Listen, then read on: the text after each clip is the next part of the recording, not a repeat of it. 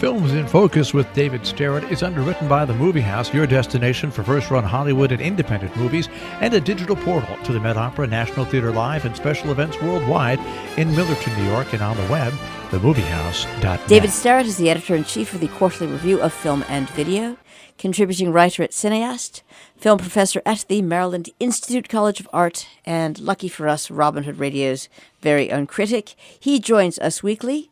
The films Border, Shoplifters, and The Favorite. Hello, David. Hello, Jill. How are you doing this week? I am all right. How are you? Well, that is good. I am all right, too, and I've got three very different movies to talk about today, except that they have all been extremely well-reviewed, so maybe that's the thing that they have in common. And I actually rather like all three, although not equally so. So start off with Border. Which is Border. And this is a very, very interesting movie in a lot of ways. I will start out by letting everybody know that it's a horror movie, and it's a horror movie from Scandinavia. It's a Swedish-Danish co-production, actually. And it's written and directed by Ali Abbasi, who wrote one of the very best horror movies of the past 10 or 20 years, a vampire movie called Let the Right One In. This was also remade in an American version, which is also very good. But the Scandinavian horror film Let the Right One In is a really memorable and excellent vampire movie. And so, therefore, we know that Ali Abbasi has a gift for horror. Border is actually a more sort of harrowing kind of horror movie than Let the Right One In was. But it's a very, very interesting one if you can sort of handle its strangeness. So Border is about a woman named Tina. And she is she's a customs inspector. She works on a great big ocean liner, and she checks people's baggage to make sure they're not sneaking things into the country. And that's what she does for a living. But she has this odd talent that we discover at the very, very, very beginning of the film. She can sniff out wrongdoing. And it means literally sniff out. Her nostrils twitch and she sniffs, and sometimes she goes over and sniffs somebody's suitcase or sniffs somebody's coat pocket or something like that. And every time if she sniffs that something's wrong, when they do the actual inspection, when sort of one of her more regular sort of colleagues, does an inspection, sure enough, there's something that should not be there. And in fact, one of the people who is caught this way very early in the film is somebody who turns out to have a trove of child pornography on a little sort of a thumb drive hidden away, actually a memory card hidden away in his phone. And that turns out to have reverberations later in the film because an investigation opens up into where does this porn come from. And that is something that our border inspector Tina gets involved with too. But that's only the very beginning of the movie, the very setup of the movie. Soon thereafter, she meets somebody, a man named Vore, who looks just like her. And I have to mention now how these two main characters look. They are both, and I say this, in the most positive possible sense, they are ugly people. And in fact, both of these actors were wearing silicone masks that it apparently took several hours to put on every day before shooting began. They have these big, ugly masks on. They don't look like masks, though. They just look like very ugly people. Also, both of these actors apparently gained a lot of weight in order to play these parts. So they are not conventionally attractive people. But what's striking is not just that they are both kind of ugly, in fact, more than kinda, but they look exactly like each other. So what's going on here? So because they look like each other, they sort of get to know each other. Tina reaches out to Vore, and they become sort of friends. And before long, rather mysterious, she is married and lives with a husband, although apparently they don't have much to do with each other. She invites Vore to move into this little extra room that they have sort of out in back of their house, much to her husband's displeasure. And then the relationship between these two deepens as the film goes along. Now, I don't want to give any spoilers here, but ultimately it turns out that there is actually something supernatural going on, that these two are not conventional human beings, and in fact, they may not be actual human beings at all. They may be something other, and whether that something other is a good or a bad thing, we get to discover gradually as the movie unfolds. And I will say that there is a certain amount of actual horror in this movie, including some very bizarre sort of sexual horror. So it's a very, very strange movie. It is certainly a movie that is not for everyone. But I have to say, my hat is totally off to Ali Abbasi for writing and directing such a peculiar movie, and also the people who play the main characters, Eva Melander and Eero Milanoff, who are both well-known and established Scandinavian actors. They are both excellent in this film, and they both manage to project quite a lot of emotional weight and make us really kind of identify with them, for good or for ill, despite the fact that they're acting under these masks that they're wearing, which transform their faces utterly. And it's a very, very peculiar film. So I like horror movies, as I often remind people, and I have to say I found The Border very surprising. My one sort of caveat is as follows.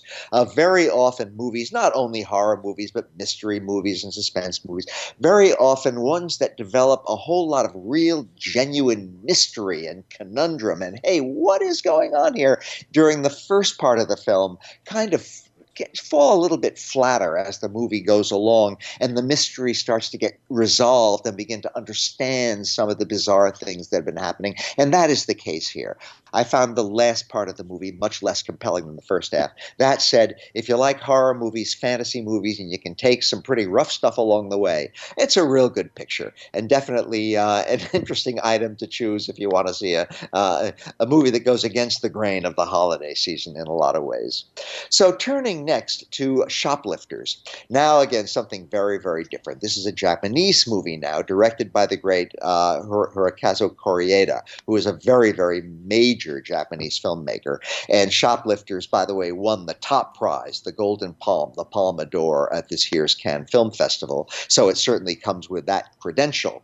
Koreeda makes movies which are very, very quiet, very muted. They take their time.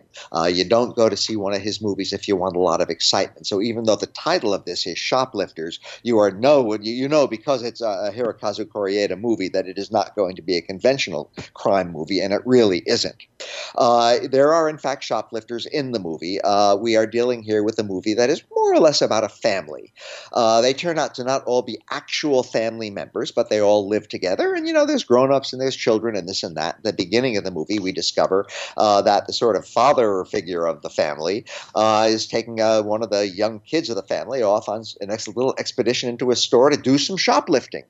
They have little signals that they give each other and that sort of thing. And so you think, well, this is going to be a movie about crime, maybe a movie about petty crime, maybe a movie about shoplifting.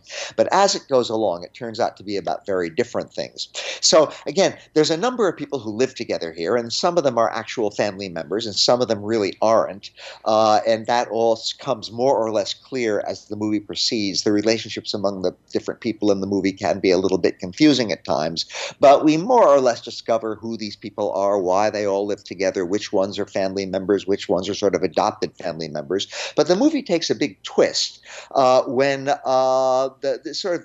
grown-up couple of this household are on their way home from somewhere, and they find a little girl who appears to be totally lost, absolutely on her own, cold. It's a miserable night out, and they take her home just because they're not sure what else to do, and they don't exactly want to go to the cops because these people are not exactly law-abiding citizens. So they take this little girl home, and pretty soon afterwards, they discover that she comes from a very, very dysfunctional household herself, and they decide to just keep her. She'll be a lot safer with them than than she would be with the home where she actually comes from. So they keep her there, which is a sort of kidnapping, but it's also just a sort of giving her some shelter. She's a little girl who desperately needs some kind of help. So this now establishes what really is the theme of this movie. It is very much a movie about family, and what Koreeda wanted to make was a movie that showed that people simply simply being biologically related doesn't make them a family. It's people who care for each other and support each other and live with each other. That is what actually makes a family. And that's what's mostly on the filmmaker's mind in the course of this film. There's also, by the way, a very old member of the family, the old sort of grandma figure. She becomes a very important figure in the story as well. So we have here a story of multiple generations, a story of kind of an unconventional household that's sort of family, but sort of not exactly family. But one of the things that Corrieda wants to get across is the notion that actually what makes you a family is in fact being a genuine household, not just biological relationships. And all of this is worked out over the course of the film, which does have some shoplifting in it, but it also has a whole lot of stuff which is much more subtle and emotionally resonant than that. Again, I want to emphasize that Hirokazu Koreeda is a filmmaker who makes films that really take their time.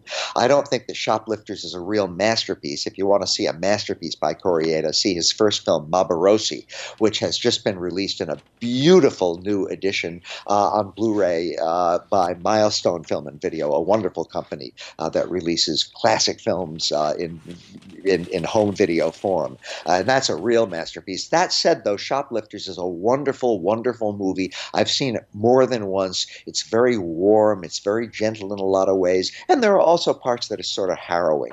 Above all, it's not really a crime story, despite its title, but it's a very sensitive exploration of the real meaning of family.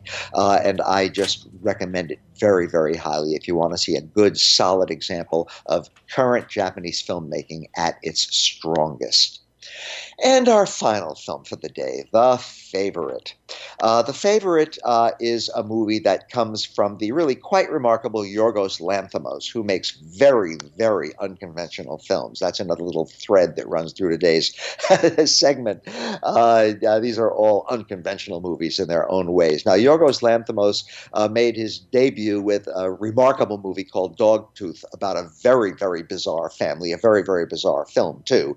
After Dogtooth, he made The Lobster, and more recently, The Killing of a Sacred Deer, which was one of my absolute favorite movies of last year. And all of these films are strange, harrowing, totally outside the usual mold of movies. All very different stuff that you're not going to see in anybody else's films. Yorgos Lanthimos has an imagination unlike anybody else's.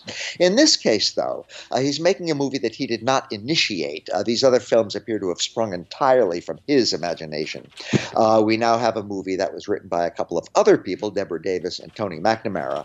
And The Favorite is it's a period film, and it deals with Queen Anne, who was an actual queen of England, and she is living in the very fabulous palace of an aristocrat friend of hers, Sarah Churchill, the Duchess of Marlborough. And they are having a kind of a lesbian relationship, among other things. And also very much in the picture is the prime minister, a guy named Godolphin, and he is involved in funding the war that is going on at that exact moment between the British and the French. He's trying to get the Queen to raise taxes, and the Queen doesn't want to do that, and there's a big battle going on in the Parliament. Now, in the middle of all this, we have who is really the title character of the movie, Sarah's cousin, whose name is Abigail, and she is a former aristocrat. Her father lost her in a card game when she was a mere teenager, and she ever since then has been fallen in very hard times. And she wanders into doesn't exactly wander in, but she comes into this castle, this palace, as somebody who is basically going to be a servant, but she becomes the favorite of the title because she manages to get into the Queen's good graces. And so what we have here is basically a rivalry among these three women.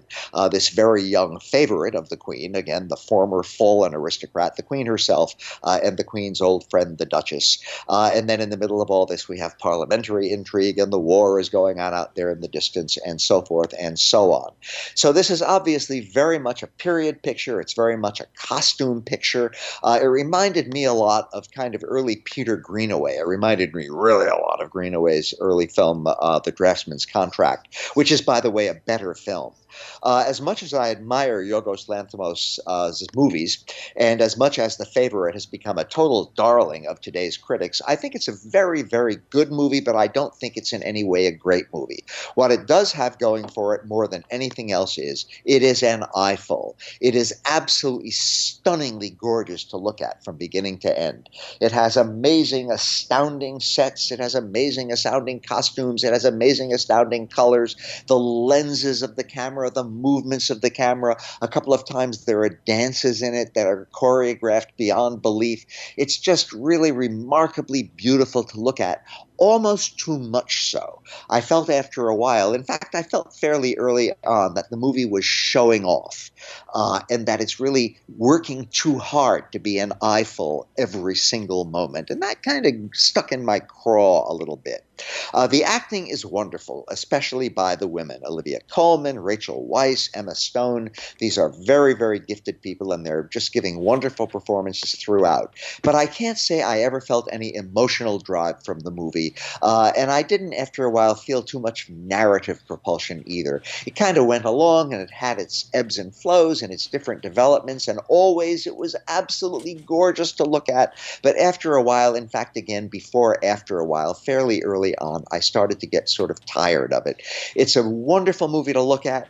I recommend it on that score. On other scores, I don't recommend it so highly, and I really do think that it's one of the more overrated movies so far. And well, so far we're almost at the end of 2018. But overrated movies are not bad movies. The Favorite is a fascinating film. I just hope that Yorgos Lanthimos gets back to the more quirky, bizarre, even emphatically strange stuff, which is really what he does best. The Favorite is strange and interesting, but not quite strange and interesting enough. And so that is, I hope, my mildly strange and interesting story this week, Jill. Oh, it is, and we thank you very much, David Sterritt. Films in Focus. The films Border, Shoplifters, and The Favorite.